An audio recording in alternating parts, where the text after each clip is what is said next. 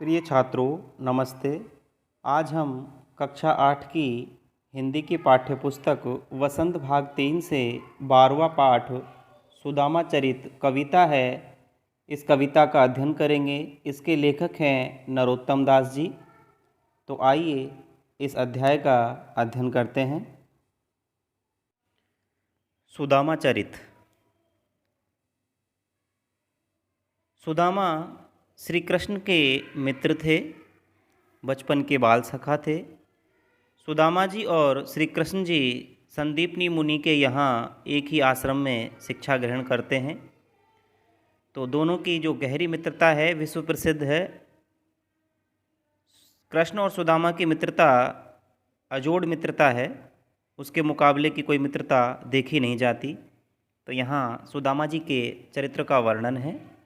तो आइए एक बार सस्वर पाठ हम कविता का करते हैं।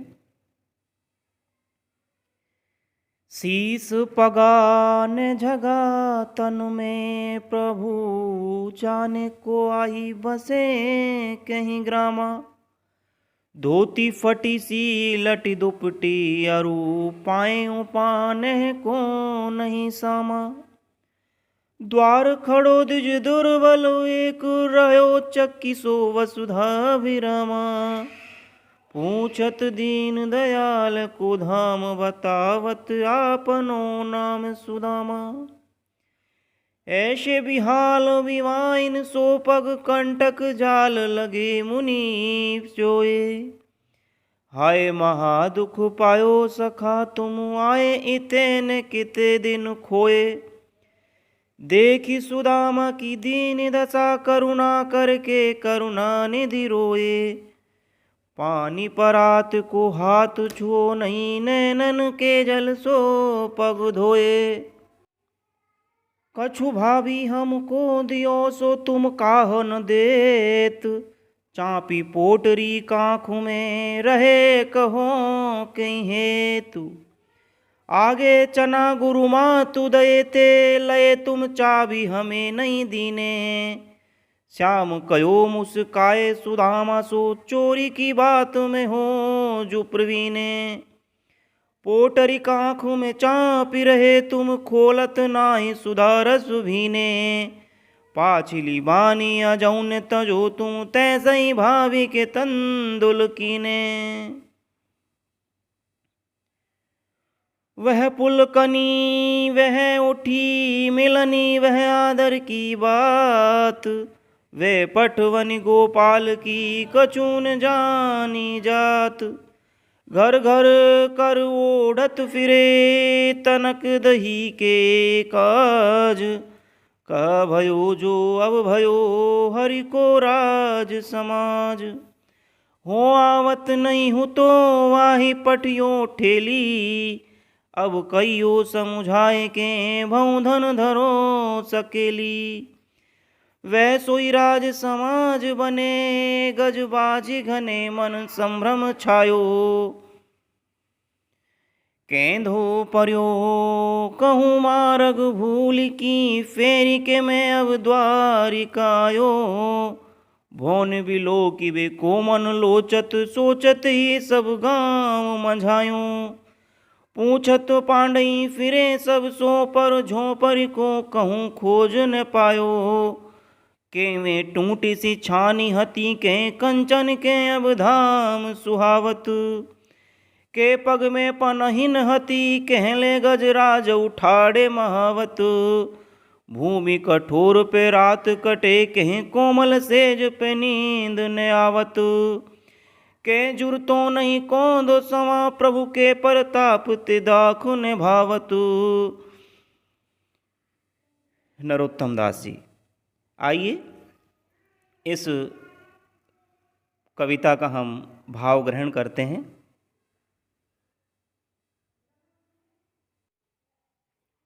आइए भावार्थ ग्रहण करने से पूर्व हम शब्दार्थ ग्रहण करते हैं। पगा, पगा होती है पगड़ी। झंगा, झंगा होता है ढीला कुर्ता। आही है लटी, लटकना। दुपटी, अंगोछा या गमछा। उपाने हैं जूता चप्पल। द्विज, ब्राह्मण। चकिशो चकित या विस्मित, वसुधा पृथ्वी, विवाइन पाँव की एड़ी का फटना, अभिरामा अभिराम होता है सुंदर, जोए ढूंढना, परात थाली की तरह का पीतल आदि धातु से बना एक बड़ा और गहरा बर्तन, पाछिली पिछला, पुलकनी खुशी या उमंग, पटवनी भेजना या विदा देना, विलोकिवे देखना, मझायो बीच में, सुहावत सुंदर या भला लगना, पनेही जूता, महावत हाथीवान जो हाथी को चलाता है, जुरत जुटना या प्राप्त होना। तो ये कुछ शब्दार्थ थे जो कविता के भाव ग्रहण करने में हमारे सहयोगी बनेंगे। आइए कविता के भाव की ओर चलते हैं। सुदामा चरित।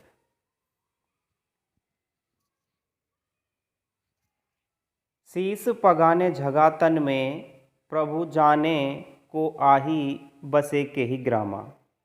शीस सिर पर, पगा माने पगड़ी, सिर पर पगड़ी नहीं है, तन शरीर पर कुर्ता नहीं है, झगा होता है कुर्ता। प्रभु हे प्रभु, जाने पता नहीं, को कौन आही आया है, बसे के ही ग्रामा और किस गांव का रहने वाला है। द्वारपाल श्री कृष्ण से जाकर के कहते हैं, हे प्रभु कि द्वार पर पता नहीं कौन आया है, किस गांव का रहने वाला है, उसके सिर पर तो पगड़ी नहीं है और शरीर पर कुर्ता नहीं है। आगे चलते हैं। धोती फटी सी लटी दुपटी, और उपाय उपानहु को नहीं सामा। धोती फटी हुई है और उसका जो अंगोछा है, दुपट्टा है, वो लटकन बना हुआ है, फटा है। और उपाय उपाने हैं, और जो पैर हैं, पाए माने पैर, पैरों में उपाने हैं, जूते चप्पलों की भी सुध नहीं है। अर्थात सुदामा के पैरों में जो धोती है फटी हुई है, दुपट्टा भी लटकन बना हुआ है और पैरों में जूते चप्पल भी नहीं है। द्वार खड़ो द्विज दुर्बल एक, रहो चकिसो वसुधा अभिरामा। द्वार पर एक द्विज माने ब्राह्मण, दुर्बल कमजोर, एक कमजोर सा ब्राह्मण खड़ा हुआ है और आश्चर्यचकित होकर के वसुधा वो पृथ्वी को, सुंदर जो पृथ्वी है, अभिरामा सुंदर, सुंदर पृथ्वी को चकित होकर के देख रहा है। अर्थात हमारे महल की जो फर्श है उसको आश्चर्यचकित भाव से देख रहा है। पूछत दीन दयाल को धाम, बतावत अपनो नाम सुदामा। और हमसे आप दीन दयाल का धाम घर पूछ रहा है और अपना नाम सुदामा बता रहा है। इतनी बात जब द्वारपाल ने श्री कृष्ण से जाकर कही तो उसके बाद क्या होता है, कृष्ण नंगे पैर ही आसन छोड़ करके आते हैं और सुदामा को गले लगा लेते हैं और उन्हें ससम्मान अंदर ले जाते हैं और अपने राज सिंहासन पर बिठा लेते हैं। एक बार पुनः इसका भाव ले लेते हैं। द्वारपाल ने श्री कृष्ण को सुदामा का हुलिया बताया कि सिर पर तो पगड़ी नहीं है, तन पर कुर्ता नहीं है, हे प्रभु जाने किस गांव का रहने वाला है, फटी हुई धोती है, दुपट्टा भी फटा हुआ है और पैरों में जूते चप्पल भी नहीं हैं। द्वार पर एक कमज़ोर सा ब्राह्मण खड़ा है और आश्चर्यचकित होकर के हमारी वसुधा को, पृथ्वी को देख रहा है। और पूछने पर पूछत दीनदयाल को धाम, हमसे आप दीनदयाल का धाम पूछ रहा है, दीनों पर दया करने वाले दीनदयाल का धाम पूछ रहा है और अपना नाम सुदामा बता रहा है। इतना सुनने के पश्चात श्री कृष्ण अपने आसन को छोड़ करके सीधे नंगे पैर ही आते हैं और उन्हें गले लगा करके ले जाते हैं और अपने आसन पर बिठा लेते हैं। आगे क्या होता है,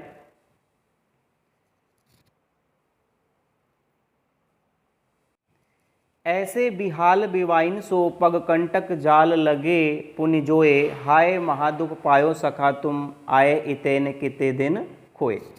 कृष्ण उनके बेहाल अवस्था को देख करके कहते हैं, ऐसे बिहाल बिवाइन सो, पैरों में पंजों में जो है कांटे लग रहे हैं, उनसे बिवाइयाँ पड़ गई हैं, एड़ियाँ फटी हुई हैं। ऐसे बेहाल बेवाइन सो पग कंटक, पैरों में जो कांटे हैं जाल के जाल लगे हुए हैं। हाय महादुख पायो सखा, हे सखा तुमने बड़ा दुख पाया है, तुम आए नहीं, इतने दिन से तुम खाक हो गए थे। अर्थात तुम अपने मित्र को तुमने याद क्यों नहीं किया, तुम इतने दिनों से दुख पा रहे थे, पैरों में तुमने बिवाइयाँ बना रखी हैं, कांटों का जाल लगा हुआ है, इतना दुख तुमने क्यों पाया। देखी सुदामा की दीन दशा, करुणा करके करुणा निधि रोए। और सुदामा की इस दीनहीन अवस्था को देख करके करुणा के स्वामी, दया के निधि जो श्री कृष्ण हैं वो रोने लगे, करुणा करके रोने लगे, दया भाव से वो रोने लगे। पानी परात को हाथ छुओ नहीं, नैनन के जल सो पग धोए। जो पानी परात में लाया गया था सुदामा के चरण धुलाने के लिए, उस पानी को श्री कृष्ण ने छुआ तक नहीं और अपनी आँखों से निकले आंसुओं के जल से ही सुदामा के पैरों को धोया। आगे चलते हैं। कछु भाभी हमको दियो, सो तुम काहे न देत, चाँपी पोटरी कांख में रहे कहो कई हेतु। अब श्री कृष्ण उनसे हालचाल पूछते हैं और कहते हैं कि भाभी सुशीला ने हमारे लिए जो कुछ दिया है वो तुम देते क्यों नहीं, बताते क्यों नहीं। चाँपी पोटरी कांख में, जो पोटरी है कांख में दबाए बैठे हो, रहे कहो कई हेतु, ये पोटरी कांख में क्यों दबाए रखी है, अर्थात जो कुछ भाभी ने हमारे लिए भेंट स्वरूप दिया है उसे तुम देते क्यों नहीं। तो श्री जो सुदामा जी हैं, पोटरी जो थोड़े से चावल वो लेकर के आए हैं, उनकी जो पोटरी है वो कांख में दबाए हुए हैं, अभी श्री कृष्ण को भेंट स्वरूप उन्होंने दी नहीं है। तो यही जो दृश्य है इसका यहाँ पर उल्लेख हुआ है। आगे चलते हैं।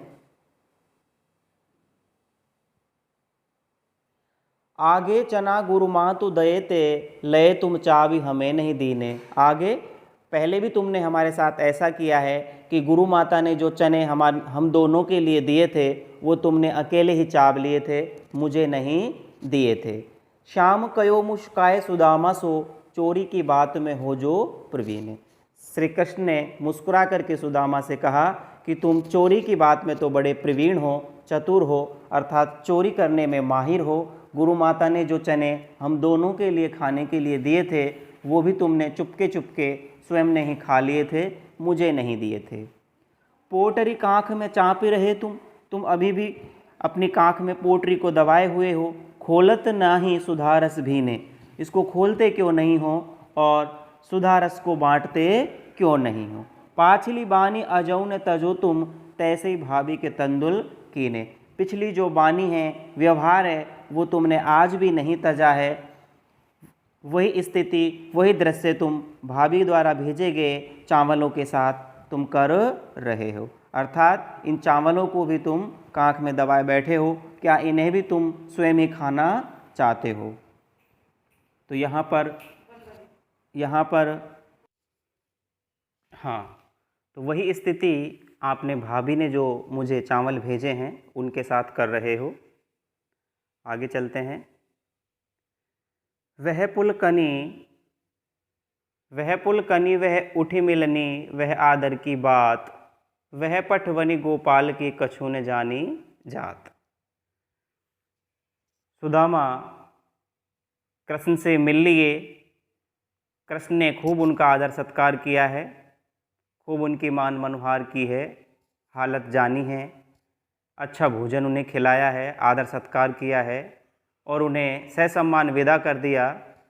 अब जब वापस सुदामा अपनी नगरी को लौट रहे हैं तो उनके मन में विचार उठ रहे हैं कि वह पुलकनी वह उठी मिलनी, श्री कृष्ण का मुझसे मिलकर के खुश होना, पुलकित होना, उठ कर के मिलना, अर्थात आगे बढ़ कर के सम्मान करना और आदर सत्कार करने की वो बात, वह पटवनी गोपाल की और मेरा हालचाल पूछना श्री कृष्ण का कछु ने जानी जात।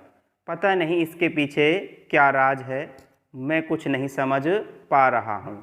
घर घर कर ओढ़त फिरे तनक दही के काज, अरे वो कृष्ण वही तो है जो घर घर जरा से दही के लिए, मक्खन के लिए चोरी करता फिरता है, ढूंढता फिरता है।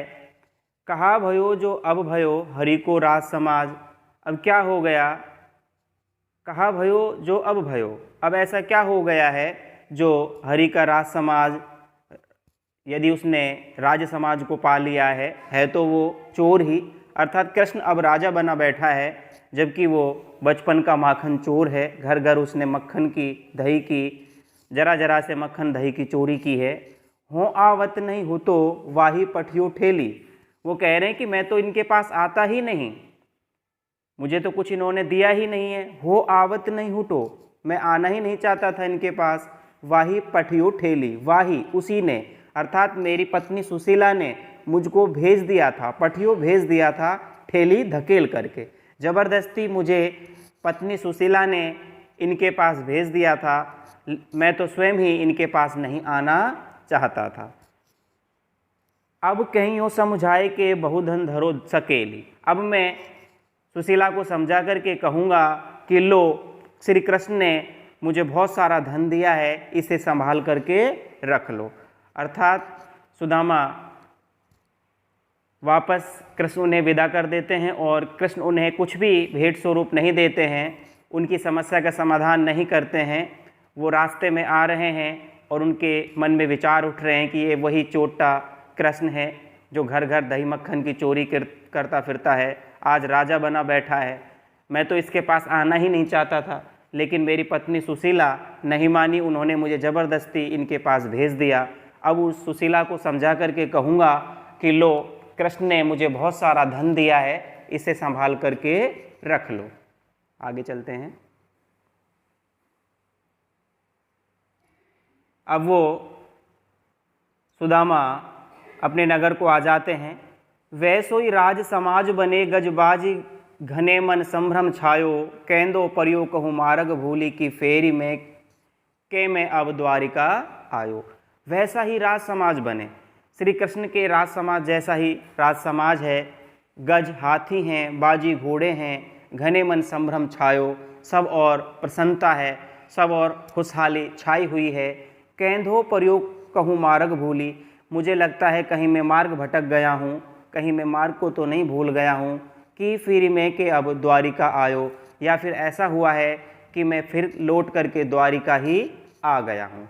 सुदामा अपने नगरी को देख करके आश्चर्यचकित रह गए। उन्हें विश्वास नहीं होता है कि मैं कहाँ आ गया हूँ। ये तो वैसा ही राज समाज है जो श्री कृष्ण की द्वारिका में था। हाथी हैं, घोड़े हैं, घना संभ्रम, लोगों के मन में खुशहाली छाई हुई है। कहीं ऐसा तो नहीं है कि मैं मार्ग भटक गया हूँ और फिर से द्वारिका ही आ गया हूँ। भौन बिलोकी बे को मन लोचत, सोचत ही सब गाँव मंझायो, पूछत पांडे फिरे सब सो पर झोंपड़ी को कहूँ खोज न पायो। सबसे वो मिल रहे हैं, मन लोचत सोचत, अपने मन की बात को देख रहे हैं, सोच रहे हैं, पूछ रहे हैं। गांव को पास आकर के, बीच गांव में आकर के वो देख रहे हैं और पूछ रहे हैं कि हे पांडे सुदामा, पंडित सुदामा फिर सबसे पंडित सुदामा पूछ रहे हैं, पर झोंपड़ी को कहूँ खोज न पायो। उनकी जो झोंपड़ी जिस स्थान पर थी वो उनको ढूंढ नहीं पाए, उन्हें वो अपनी झोंपड़ी नहीं मिल रही थी।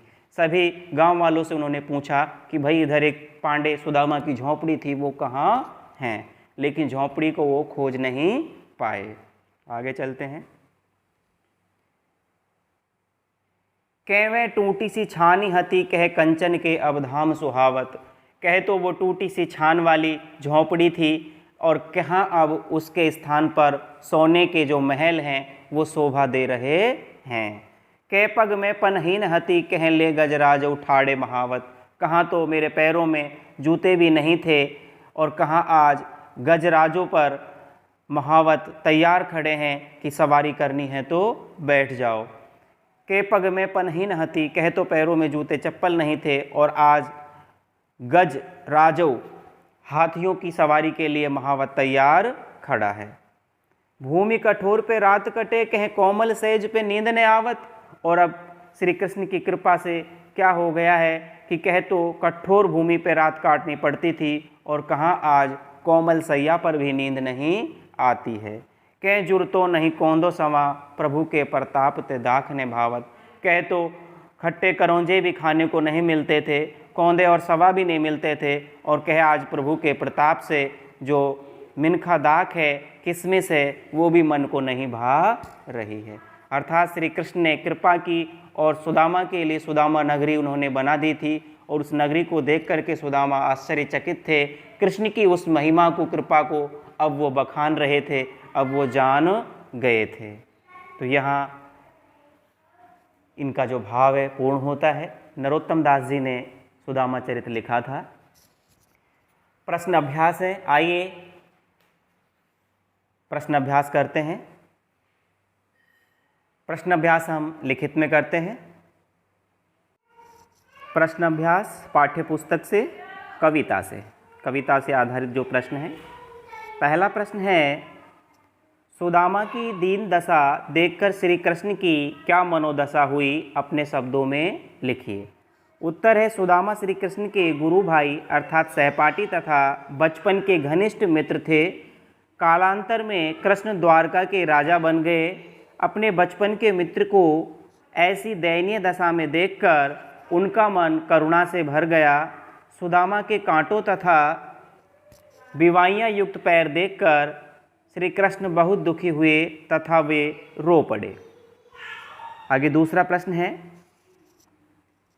पानी परात को हाथ छुओ नहीं, नैनन के जल सो पग धोए। पंक्ति में वर्णित भाव का वर्णन अपने शब्दों में कीजिए।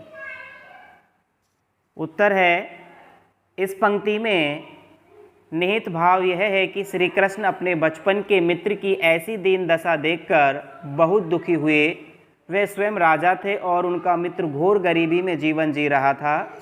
कृष्ण एक सच्चे मित्र की तरह बहुत दुखी हुए और रो पड़े। उन्होंने उनके पैर धोने के लिए परात में पानी को छुआ तक नहीं और आंसुओं से ही पैर धो दिए।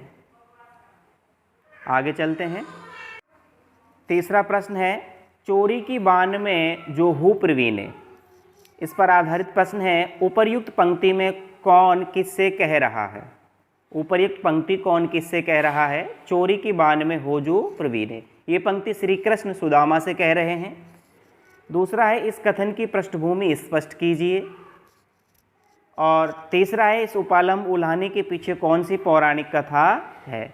तो पृष्ठभूमि यही है कि बचपन में गुरु माता ने जो चने दिए थे वो सुदामा ने चोरी छिपे खा लिए थे, कृष्ण को नहीं दिए थे। तो वही पृष्ठभूमि यहाँ पर है। और जो पौराणिक कथा है वो भी हम देख लेते हैं। आइए देखो, चोरी की बान में हूँ जो प्रवीणे, यह श्री कृष्ण अपने मित्र सुदामा से कह रहे हैं।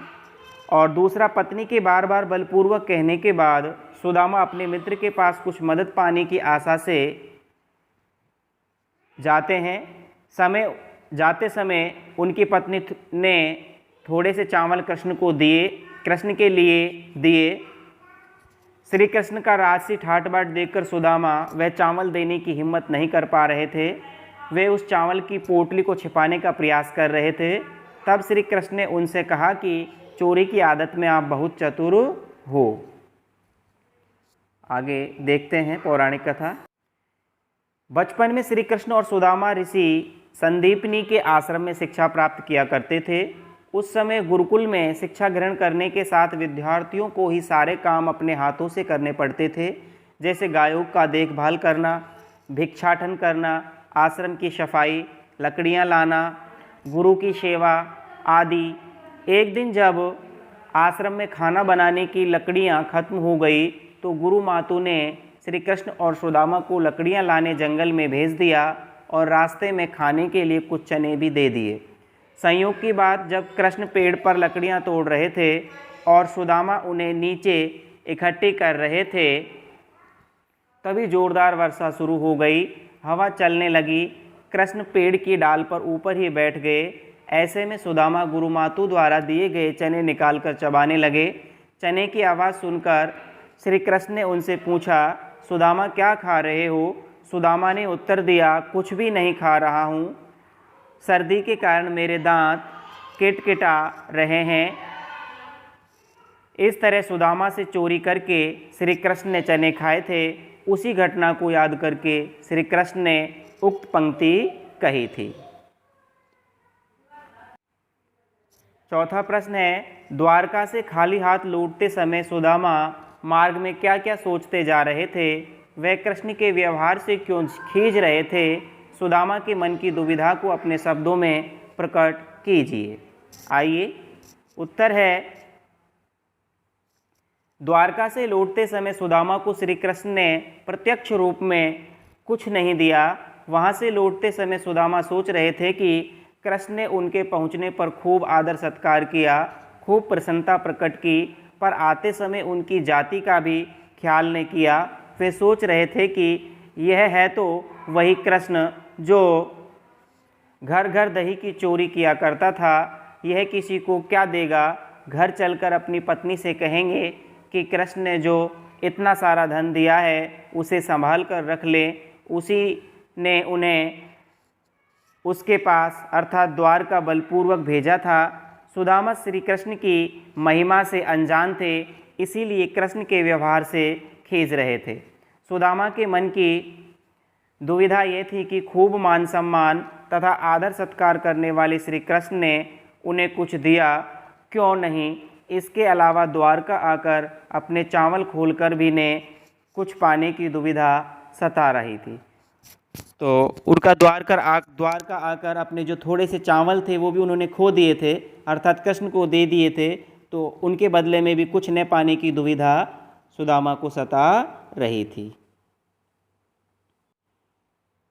पांचवा प्रश्न है, अपने गांव लौटकर जब सुदामा अपनी झोंपड़ी नहीं खोज पाए तब उनके मन में क्या क्या विचार आए? कविता के आधार पर स्पष्ट कीजिए।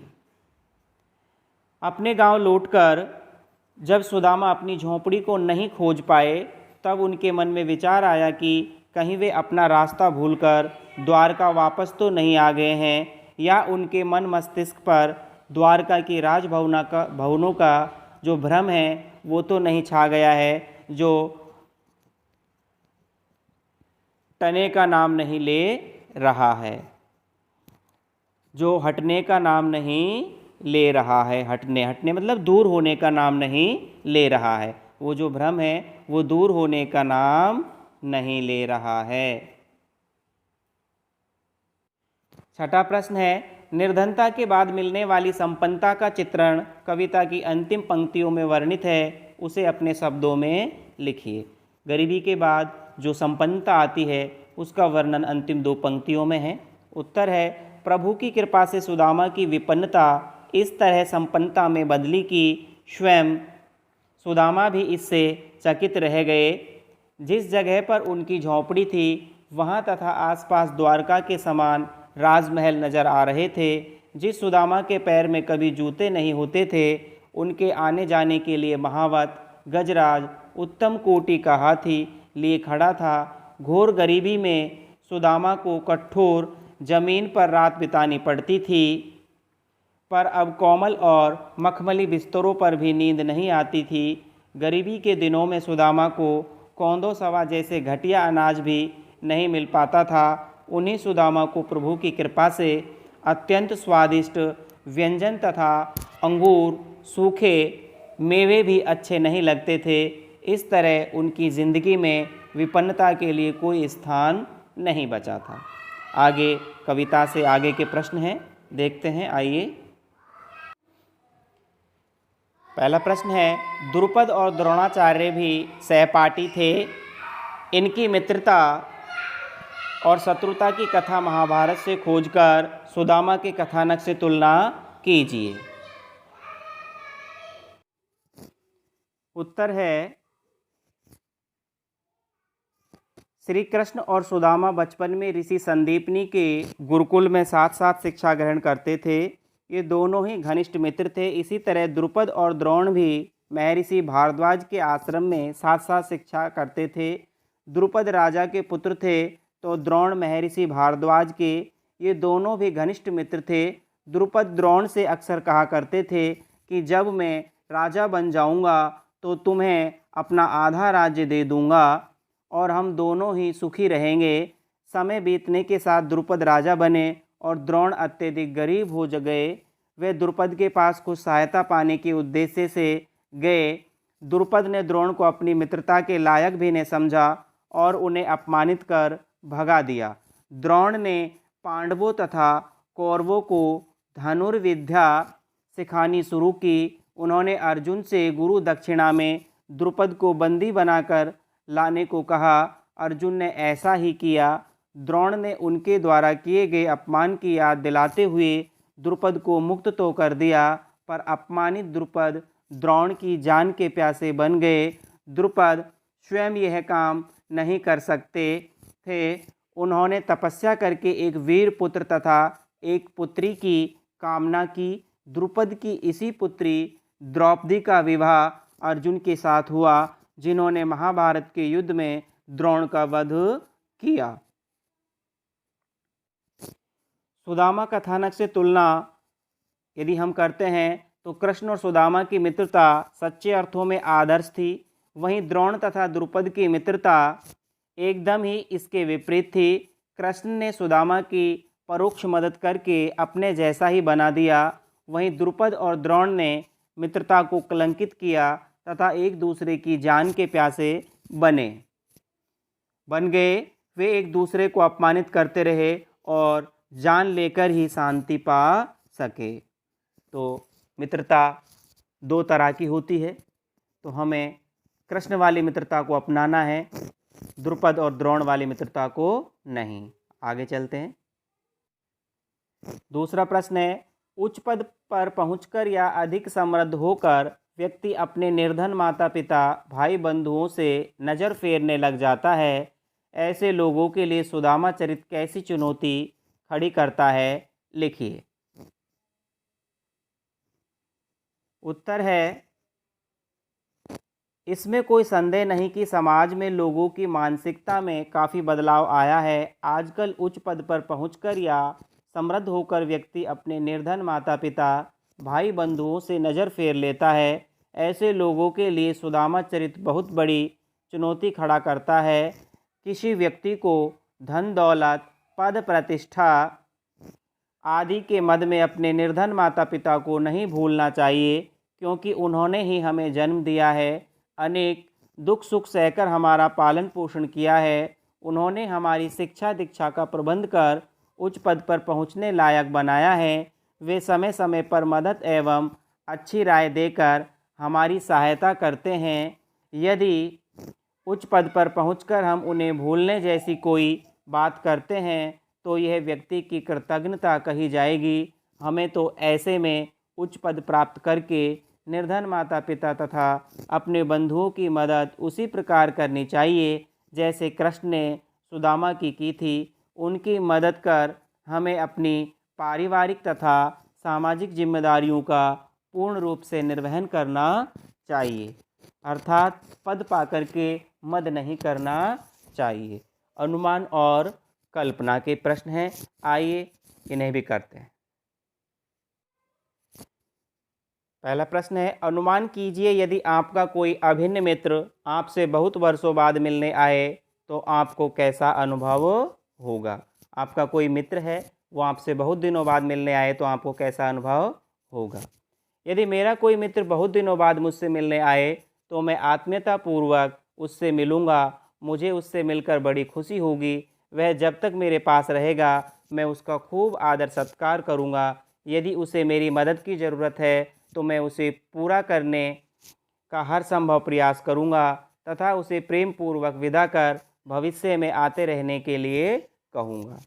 दूसरा प्रश्न है, कहीं रहीम संपत्ति सगे बनत बहुत बहुरीति विपत्ति कसोटी जय कसे तई साँचे मीत। रहीमदास जी कहते हैं, कहीं रहीम संपत्ति सगे बनत बहु रीति। रहीमदास जी कहते हैं कि संपत्ति के संग से बहुत सारे जो मित्र हैं वो बन जाते हैं, लेकिन मित्र की कसौटी, सच्चे मित्र की मित्रता विपत्ति के समय परखी जाती है। कसौटी इस पर सोना परखा जाता है। इस दोहे में रहीम ने सच्चे मित्र की पहचान बताई है। इस दोहे से सुदामा चरित्र की समानता किस प्रकार दिखती है, लिखिए। उत्तर है, इस दोहे के माध्यम से कवि रहीम कहते हैं कि जब तक किसी भी व्यक्ति के पास संपत्ति होती है, धन दौलत रहती है, तब तक अनेक तरीके से उसके अपने बन जाते हैं। और जैसे मैं तुम्हारे उन दूर के रिश्तेदार का रिश्तेदार हूँ, या यूँ तुम्हारे परिवार से मेरा संबंध तो बहुत पुराना है, आदि आदि ऐसे लोग सच्चे मित्र नहीं होते हैं। विपत्ति अर्थात धन न रहने पर जो व्यक्ति मेरा साथ देता है, वही मेरा सच्चा मित्र होता है। अर्थात मुसीबत में जो काम आए वह मित्र है, और जब सुख में तो सुख के साथी सब, दुख का न कोई। ये भाव यहाँ पर इस प्रश्न में है। आगे चलते हैं। और इस दोहे की तुलना यदि हम सुदामा चरित से करते हैं तो इन दोनों में काफ़ी समानता मिलती है। सुदामा चरित के अनुसार द्वारकाधीश कृष्ण अपने विपन्न मित्र को देखकर हर्षित हो जाते हैं। वे उनका खूब आदर सत्कार करते हैं तथा विदाई के समय प्रत्यक्ष रूप में कुछ नहीं देते हैं, किंतु परोक्ष रूप में इतना दे देते हैं कि उन्हें भी अपने समान बना देते हैं। इस प्रकार सुदामा चरित्र में भी विपत्ति के समय मित्र की सहायता करने का संदेश दिया गया है। इसमें भी निहित मूल भाव की उक्त दोहे जैसा ही है कि मुसीबत के समय जो सच्ची भावना से सहायता करे, वही हमारा सच्चा मित्र है। श्री कृष्ण ने सुदामा की अप्रत्यक्ष सहायता कर सुदामा में हीनता की भावना या छोटे होने का भाव पैदा होने ही नहीं दिया। भाषा की बात है। आइए भाषा की बात। प्रश्न 1, पानी परात को हाथ छुओ नहीं, नैनन के जल सो पग धोए। ऊपर लिखी गई पंक्ति को ध्यान से पढ़िए। इसमें बात को बहुत अधिक बढ़ा चढ़ाकर चित्रित किया गया है। जब किसी बात को इतना बढ़ा चढ़ाकर प्रस्तुत किया जाता है तो वहाँ पर अतिशयोक्ति अलंकार होता है। आप भी कविता में से एक अतिशयोक्ति अलंकार का उदाहरण छांटकर लिखिए। जहाँ पर काव्य पंक्ति में बात को बहुत बड़ा चढ़ा करके पेश किया जाता है तो वहाँ अतिशयोक्ति अलंकार होते हैं। अलंकार काव्य के वे तत्व हैं जो काव्य की शोभा बढ़ाते हैं। जिस तरह से आभूषण एक नारी की शोभा बढ़ाते हैं, उसी प्रकार कविता या काव्य की शोभा बढ़ाने वाले उन तत्वों को अलंकार कहा जाता है। तो यहाँ हमें अतिशयोक्ति अलंकार का उदाहरण दिया गया है, देखते हैं। अतिशयोक्ति अलंकार के उदाहरण कविता में से। ऐसे बिहाल बिवाइन सो पग कंटक जाल लगे पुनि जोए, और वैसोई राज समाज बने गजबाजी घने मन संभ्रम छायो। के वह टूटी सी छानी हती कह कंचन के अवधाम सुहावत। तीनों ही पंक्तियों में अतिशयोक्ति अलंकार है। बात को बहुत बड़ा चढ़ा करके प्रवेश बताया गया है, प्रस्तुत किया गया है। कुछ करने को और भी है। आइए, कुछ करने को। इस कविता को एकांकी में बदलिए और उसका अभिनय कीजिए। तो ये आपको करना है। इसको हम एकांकी में बदल सकते हैं, नाट्य रूपांतरण इसका कर सकते हैं। एक अंक वाली जो है उसे एकांकी कहा जाता है, अर्थात एक बार मंचन किए जाने वाला, एक ही अंक में पूर्ण होने वाला एकांकी में हम इसको बदल सकते हैं। आप कोशिश कीजिएगा। कविता के उचित सस्वर वाचन का अभ्यास कीजिए। बहुत ही प्यारी काव्य पंक्तियाँ हैं, इनका हमें सस्वर वाचन करना है। और तीसरा प्रश्न है, मित्रता संबंधी दोहों का संकलन कीजिए। ऐसे दोहे जो मित्रता को संबोधित करते हैं, ऐसे दोहों का हमें संकलन करना है। तो ये हमारा कार्यव्रत है, इसे हमें स्वयं करना है। ये जो पाठ है यहीं पूर्ण होता है। शब्दार्थ हम देख चुके हैं। सभी को धन्यवाद।